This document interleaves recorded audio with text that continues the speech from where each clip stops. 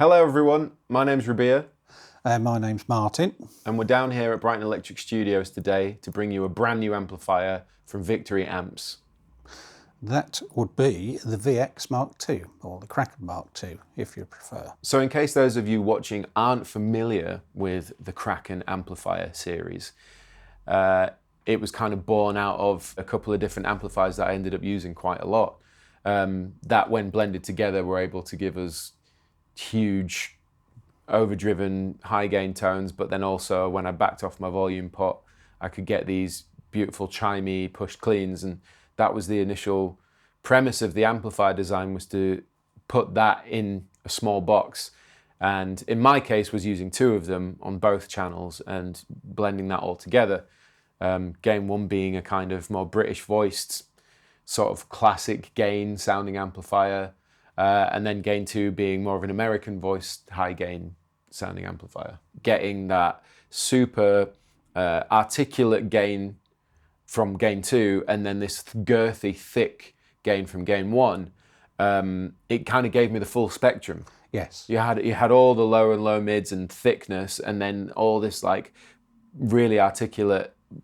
So you could play like leady passages, you could play tight chugging passages, you could play when you backed off the volume, it would then give you that full spectrum, but more of a push clean. So yeah, that was the original kind of premise, I believe, of the amplifiers. Seemed to do the job. Well, yes, it was, wasn't it? And that seemed to do the job.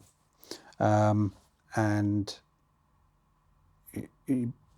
still in our sort of almost became a signature format, didn't it? It's got to fit into a size that will go in an overhead locker on an aeroplane.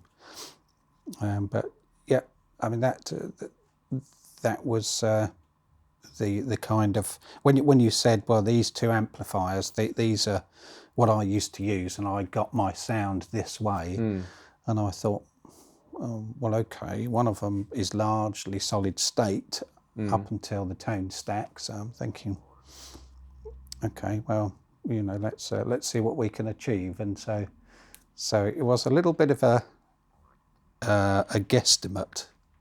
I thought, well, I'll do this. This will be something like it, and then and we can tweak thereafter. Well, it resulted in its own sound. Like the Kraken does sound like its own amplifier. You can hear its inspiration, but ultimately it's totally its own thing, which I'm personally mega proud to have been a part of the design of. So yeah, absolutely. Yeah, you should. But now we have the Mark II, so it's probably worth jumping into, you know, the general vibe of the amplifier, the channels, and you know how it works. So Gain 1, clean and crunch, I guess, or clean and Gain 1, as it were.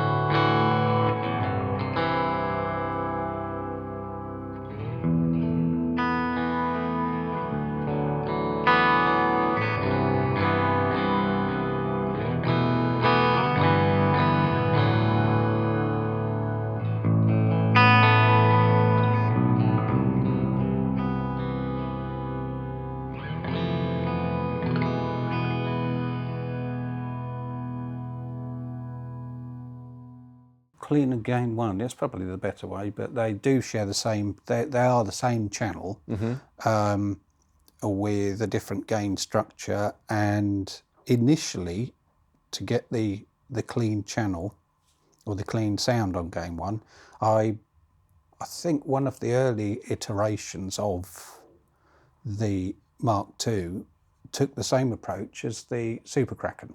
Okay.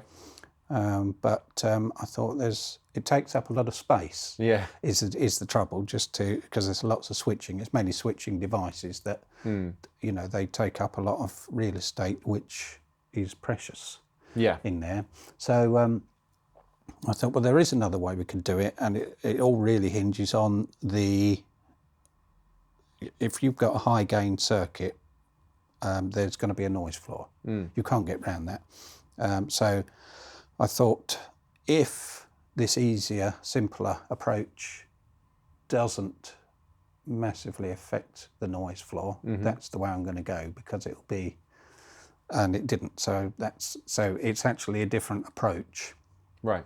There. So we took out one of the gain stages on the Super Kraken.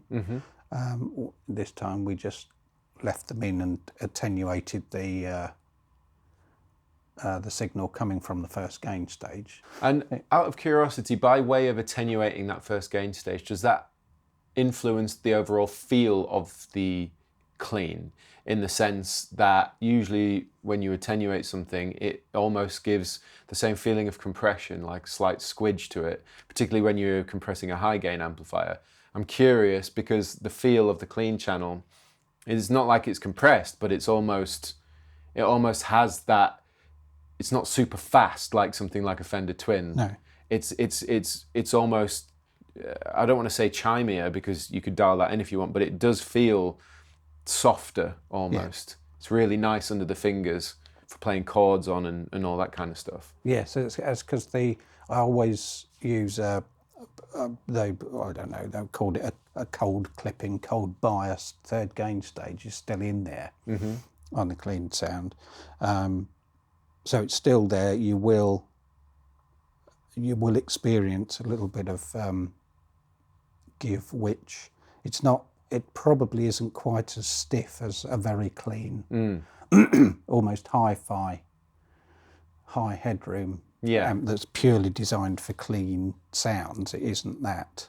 So the stage in there that will add a little bit of compression is still in there, so you probably still feel that. Which I think is going to lend itself to the kind of players that be gravitating towards this amplifier. I know for me personally, when I've been playing this earlier and throwing on reverb and delay and playing around some chords and vamping and stuff, it just feels really good, and it totally fits within the tonal kind of genre of the rest of the amplifier. Yeah.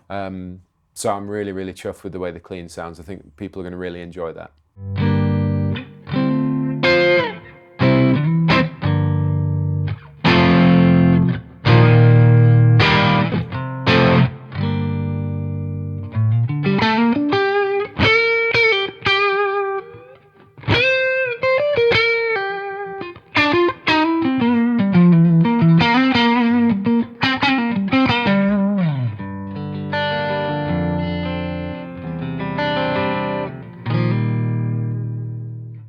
Gain 1, on the other hand, it became one of my, like for me originally, you had Gain 1 and Gain 2, and I kind of knew what I would use Gain 1 for, and knew what I used Gain 2 for. However, it evolved into being one of my favourite channels on the original Kraken for when I was using single coil guitars. Because although, and make no mistake, when you crank the gain on Gain 1, you can get some disgusting high gain tones, way thicker than what you'll find on Gain 2. And although you can still play sort of chugs and stuff, it lends itself way more to that sort of hard rock, thick kind of sound compared to the more progressive, metal-y, articulate thrash stuff that Gain 2 will give you. Yeah. But Gain 1 for me is where it's at for the sort of tonal versatility of the amp, and the fact that you can roll it back down, plug a single coil guitar in, and essentially get yourself these low to mid gain bluesy tones out of it.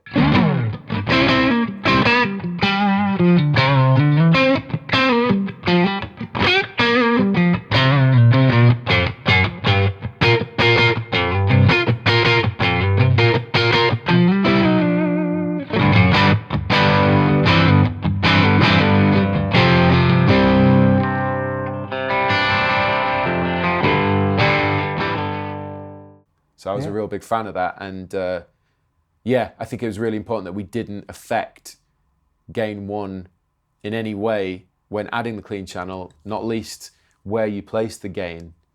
Yeah. That was a big one, because I remember we actually had to do a couple of iterations where I'd be like, it should sound like this with the gain at 10 o'clock, you know? So I've found, for doing some classic rock stuff, that I could set the gain on that gain one to about probably, I don't know, 3 o'clock, 2, 3 o'clock, and I could do everything from my guitar and that one setting. yeah.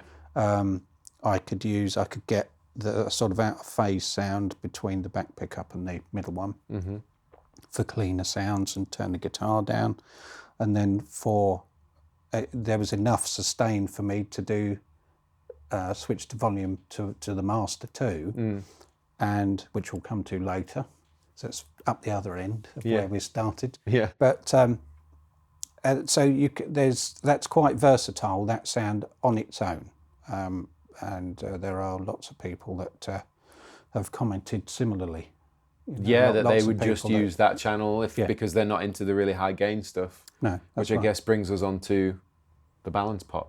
Indeed, yes. That was something that we decided to add later on, but it was derived from some of those comments we'd seen where people were saying, love the Kraken, it's our favourite amp, but like, we're not high gain players, but we just love the tone of gain one. We'll switch to gain two if we want to do a shred solo, but generally all our rhythm, all our clean, everything was based around gain one.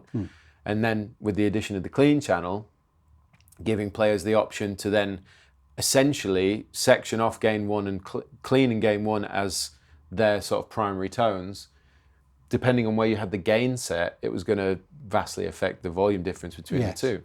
So that's where the clean balance pot on the back came in. It was, yes. And I think,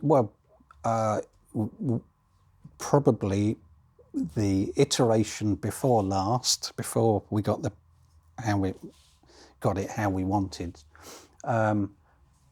you said, well, some people might like to get the clean sound and just turn the gain all the way up, because you get this, what sounds like a kind of a mild classic rock.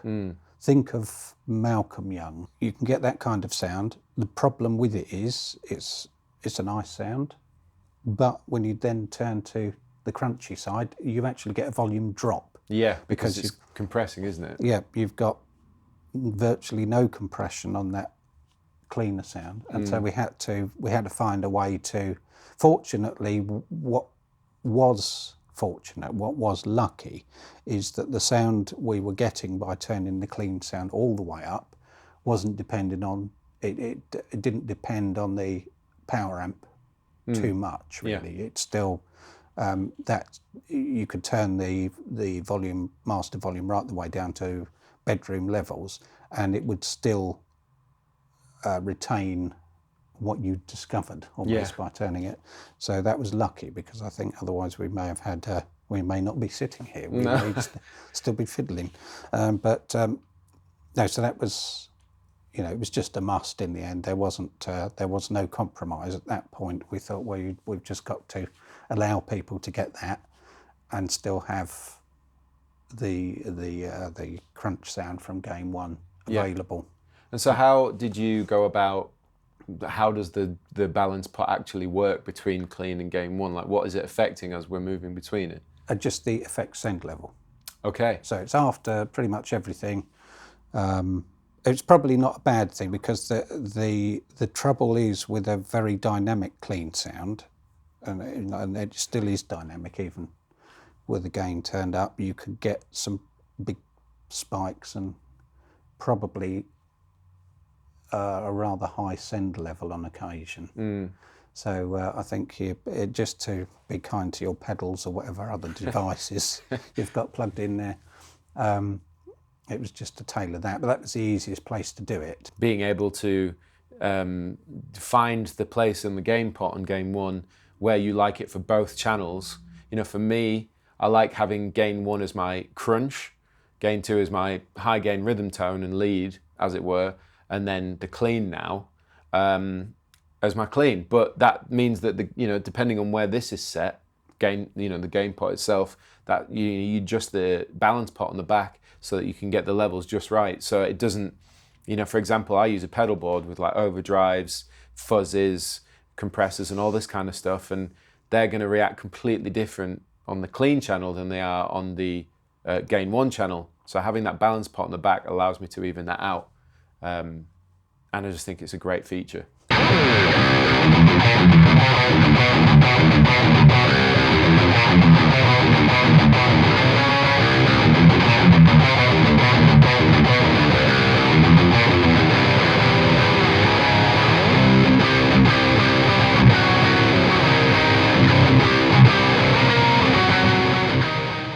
Do you want to start us off on Gain 2? Gain 2. Yes, well, again, that was part of my remit, as it were, when we first spoke about designing this, was to sound like an amplifier that had come along later than all the classic amplifiers of the 70s and 80s, and taken the world by storm, really. Yeah. All kinds of artists had, gravitated towards this, and so that again was my job, my responsibility to come up with my own circuit that sounded like someone else's but wasn't. Yeah, I mean, it's fair to say that that particular amplifier that inspired Gain 2 you could find in almost every studio that recorded a heavy sounding band, metal bands, all the rest of it. It's definitely one of the most commonly used in that genre. Yes. And I think for me, although knowing that, the way I like to use it, because of my favourite band Carnival, was actually quite different from a lot of those bands. It was used primarily on the crunch channel and not on the high gain channel for a start, but also it wasn't used to play heavy metal and thrash and all the rest of it, even though it could. Yeah. And so I think that's one of the main reasons why we chucked it on the table. And there were things about it that I guess I wasn't a big fan of, whereas a lot of metal players probably were. And so I think that's why, although tonally that was the inspiration, when it came to your design of it in your own personal circuit and approach to that, it gained its own sort of signature sort of sound. Like it feels similar, or you can kind of go, oh, I know what this is kind of like, and it sounds, you can hear the inspiration, however, it totally is its own thing.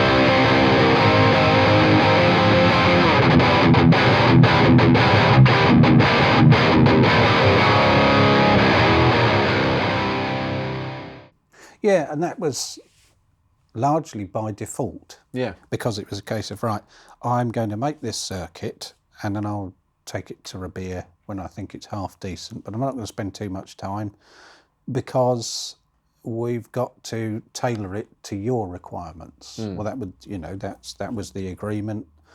And so I could mess about and tailor it, and it would have probably ended up somewhere a bit too smooth, etc., because it would have been what I wanted. And so we would have had to change it anyway. So I thought, right, I've done this. It sounds a bit too bright, in my opinion. It sounds a bit this, it sounds a bit that. But never mind. I'll take it to Rabea and then he can tell me. During that design process of the original Kraken on the Gain 2 channel, I was using really high output pickups. And that was actually quite influential to the overall approach to the design, in the sense that, I'm driving the amp quite hard with my guitar, as do a lot of metal guitarists, and guitarists that use high gain usually use high output pickups. Yeah. And so it actually influenced the overall sound of the amplifier, in the sense that if you play a medium output pickup, like a vintage output, you know, the amount of gain that you get from it it's I find with a lot of modern high gain amplifiers, there's just gain on tap for days. Yeah. Even when you run it sub 12 o'clock, it's still tons of gain. Whereas what's beautiful about the Kraken and the design that you came up with, and it's still the same in this one, is that in my opinion, around halfway is more than enough. The harder you play, the more it gives. The softer you play, it backs off, and I think it's a little more malleable to your play style.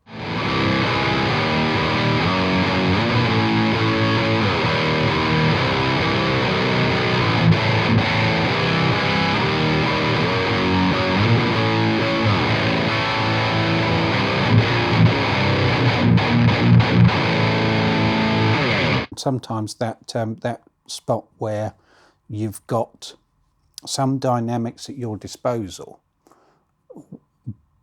but with the high gain, it takes little effort, you know, so you don't have to work too hard, but you still got some dynamics, and I like that. So Yeah, me too.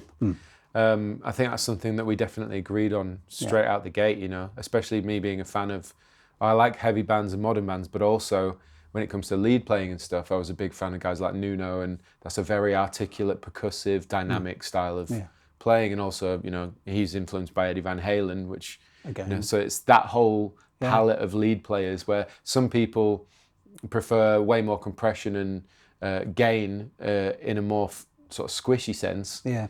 That's more fluid, maybe, and more forgiving. Whereas, you know, you can do that if you crank the gain, but if you put the gain where, to my ear, is enough, it's, you know, you kind of have to work for it at the same time. Yeah, there's a bit, there is that. And if you've got that sweet spot, then you start to bring the power amp in, and how that responds to it. That adds another layer of nice touch sensitivity. It's also worth pointing out that one of the features that we added to the original Kraken, knowing that a lot of modern players like to play extended range, whether it's baritone, such as myself, I love baritone guitars, 7, 8, sometimes 9 strings, was adding the bass focus switch on the back, which, happy to say, hasn't changed. It's still here, it's still on the Kraken MKII, and the whole purpose of it is to, it almost acts like a high-pass filter, in the sense that it tightens up the low end of the amplifier, because there's an inherent increase in low end from extended range guitars, because the strings are thicker, it's tuned lower, so you don't want the amplifier to sort of become flubby. So if you're playing, you know, in drop F or drop E or something like that, you can throw on the bass focus, and it feels as tight and as responsive in the low end as it would if you were playing in a standard tuned guitar with the bass focus switched out.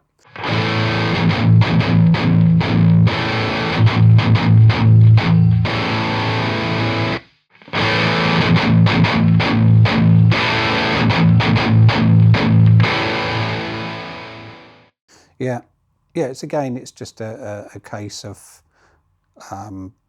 having to not do a recording engineer's job, but help them with it, just to get rid of some of the stuff which becomes quite indistinct. Yeah.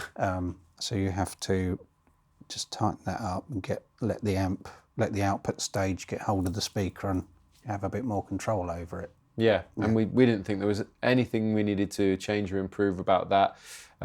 So it's just gone straight back in as it was. Yeah, it stayed exactly the same. But one of the biggest changes to Gain 2, well, actually the whole amplifier, but it really does help Gain 2, I suppose, for those that we saw on the internet that were talking about this, is a presence control. Indeed. Just to say again, me and Martin, originally we were like, doesn't need a presence control, it's fine as it is. But then we realised that, you know, this isn't an amp necessarily just for us, it's for everybody. And so many different styles of players in heavy music enjoy presence. Yep. And I can understand how that works. And even for me, in later years, when I've been trying to achieve heavier tones that I wouldn't have necessarily gravitated towards back in the day, I've found that, yeah, that presence control is handy. And it does help. So, but this is quite a unique presence control in the sense that, well, number one, there's a shift switch. Yeah. So that changes where that presence is, in sonic terms. But secondly, it's designed in such a way that you can achieve the original state of the Kraken tone on gain 2, or the whole amplifier, should I say, by rolling the presence knob all the way down. Yes. So with the presence knob all the way off, that's actually Kraken Mark I. Yeah, and with the shift Yeah. disengaged, as it were, yes. So you get the whole spectrum of a presence pot, and then you also get a presence shift. So you end up with a huge range of, that part of a high gain tone.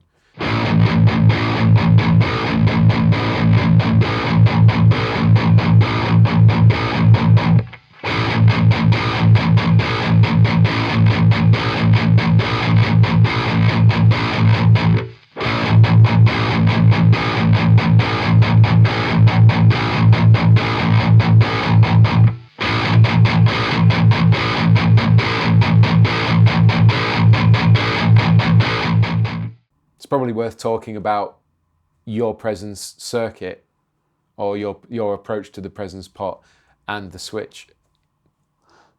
Well, what I wanted to do, and the switch I'll come to in a tick, but what I wanted to do was, I wanted, because as soon as you add a presence control, it has an effect on the amp's sound. So even if it's turned off, if you just add it with what's already in there, it affects the feedback network. So firstly, I wanted to be able to essentially have the presence control work for the full rotation, which is 300 degrees on those parts. And I wanted it to from 0 to 10 or 11, or how many graticules we have on there. I wanted it to do something, because a common thing, and it's just a thing we accept, that from about 0, so sort of 7 o'clock round to about 1 o'clock, presence control audibly doesn't really do a lot. And then the shift was either still, but as again, going back to it doesn't really need one of those controls on it. So mine was, it was quite a subtle. It wasn't a huge, well, it probably was by the time you turned it all the way up. Yeah. But not really, still didn't quite have that aggression. So when we decided that, we decided, I think, that it still doesn't really give us, it does what it's supposed to, but people will still expect more. Yeah. So we've got to make that available. Yeah.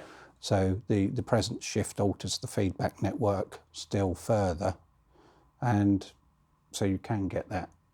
And I think it helps people.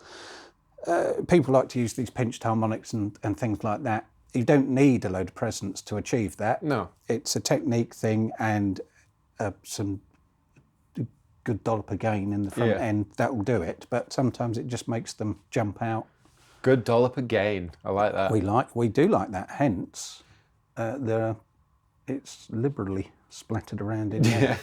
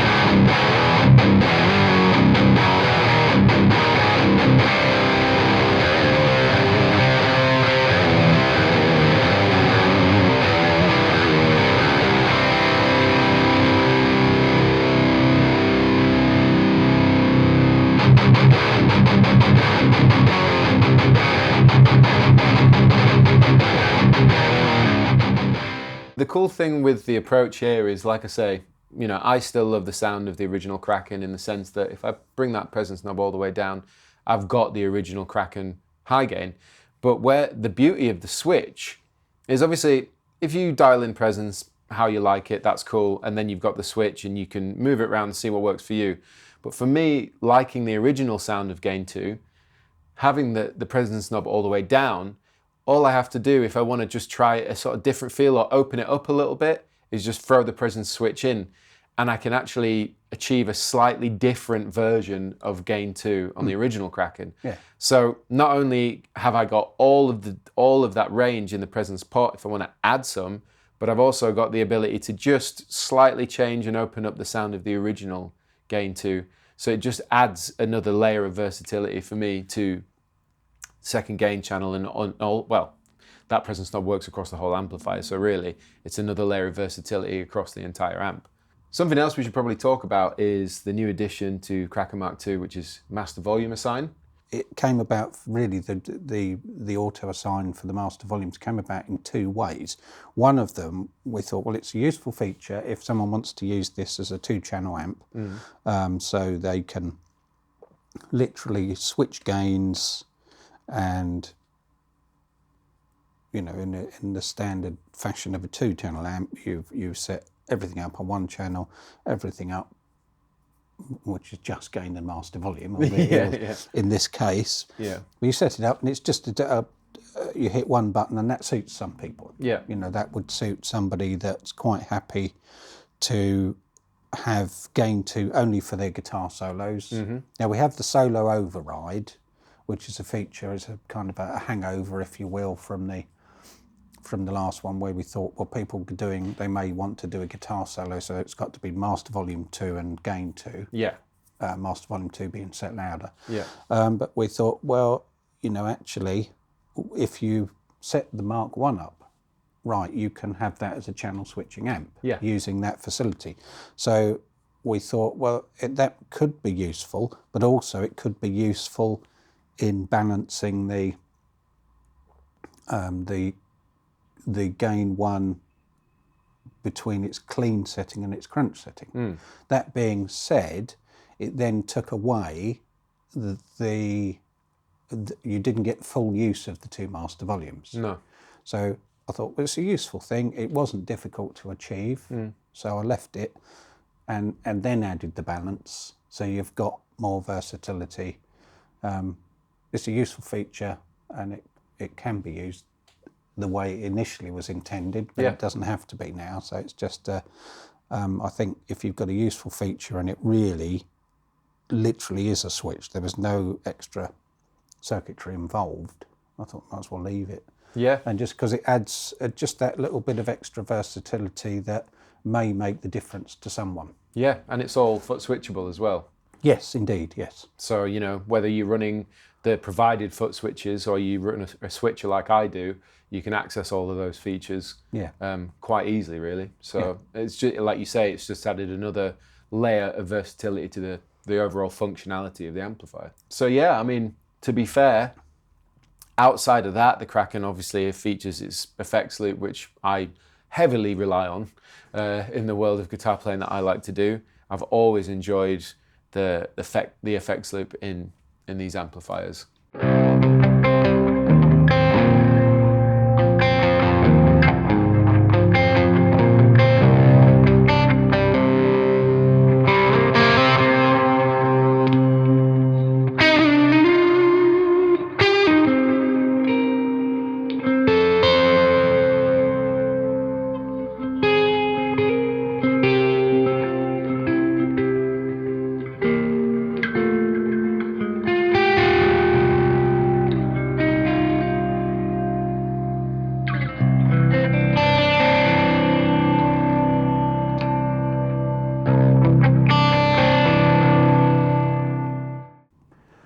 Yeah, I did add a little to the effects loop is largely the same, but I did put on the Mark I there wasn't a buffer, and it doesn't make a lot of difference.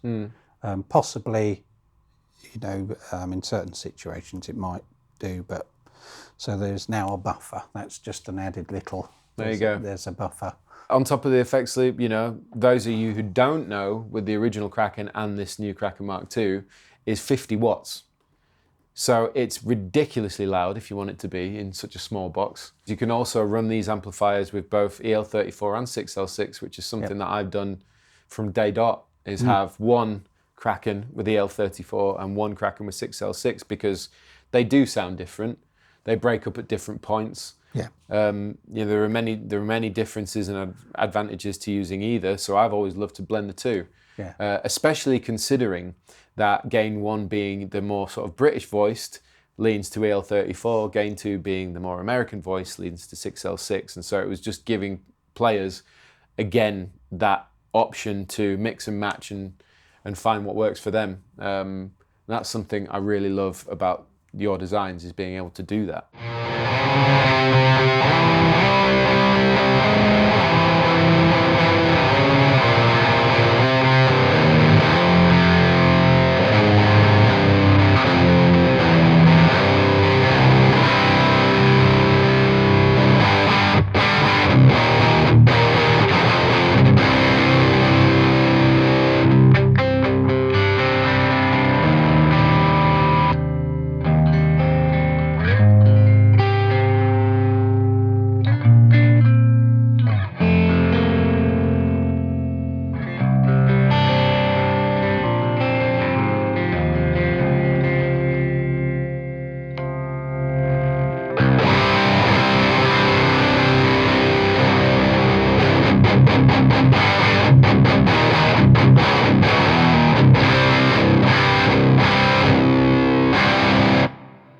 So yeah, in the addition to obviously having different power tubes that you can run with this, that brings me on to talking about power and the fact that this amp, like the other ones, still features a low and a high power mode. Yeah.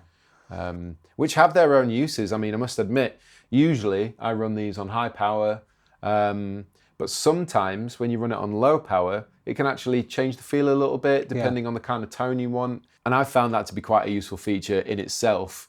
It's not just about how loud do I want to be, it's actually the kind of tone I'm trying to find. Yes, indeed. Absolutely. I mean, the low and high power modes have been included really mainly because of the feel, and it is a slightly more compressed, less what you'd buy an amplifier like that for, because it starts to add a more vintage feel. You know, that you immediately reduce the headroom on everything. The way it's been done in there, the plate voltage across the whole amplifier has been reduced, and so all of the valves start to behave differently, and it provides a different, definitely a different feel. I mean, it's a nominal, I'd say 9 watts, could be 7, could push it to 10. It depends on the output valves in it, but that's when you start to see more of a difference, or percentage difference perhaps, is when you come down to the low power mode. Yeah. So what we advertise is a ballpark figure. It's a nominal figure of clean output, you know, of clean sine wave output. Yeah. But it gives you a different feel.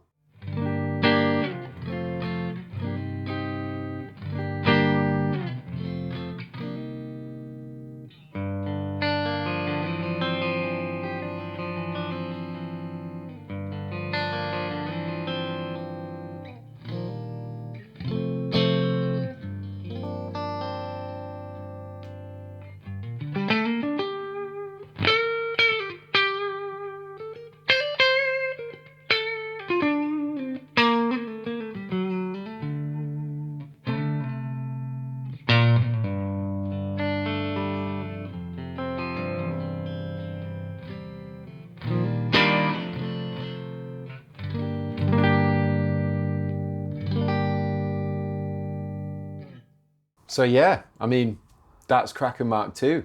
It's been a long time in the making, off the back of, I guess, a really successful first iteration. One that I'm immensely proud of to be involved. Yeah. It also marks 10 years of victory with this particular amp coming out. Yeah. which is really nice. And I'm very honoured and proud to say 8 years of which I've been involved.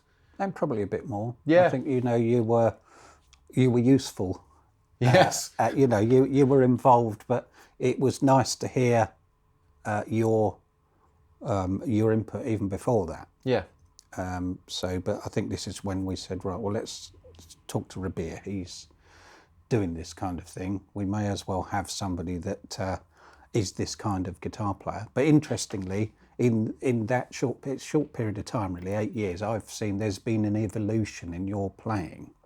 I think, as you said earlier, you've got into more vintage guitars and what they do and the sounds that you wouldn't, well, who knows in the future, but you wouldn't find those kinds of sounds on some of the tech metal records. But trying to employ those kind of vintage tones within a modern music style, you know, which is what I'm doing nowadays. Yeah. As much as I love my modern output pickups and stuff, running single coils with vintage output into something like this rig gets some ridiculously angry sounds. Not tech metal, like you say, but yeah, I mean, it's just really cool to be a part of it. And I've even got the original email coming up with the name The Kraken to Victory and being like, that's a cool name. And it's just really nice to be involved from the birth of it. I've loved the whole time I've been working with you and Victory, and yeah, very happy and excited for you all to hear Kraken MKII,